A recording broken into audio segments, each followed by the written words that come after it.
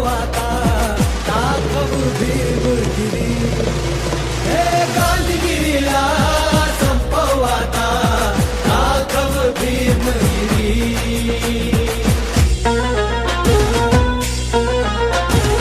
आज या ठिकाणी अट्रॉसिटी कायद्याची कडक अंमलबजावणी करण्यात यावी याकरिता युवा भीमसेना सामाजिक संघटनेच्या वतीने आम्ही धरणे आंदोलन करतोय।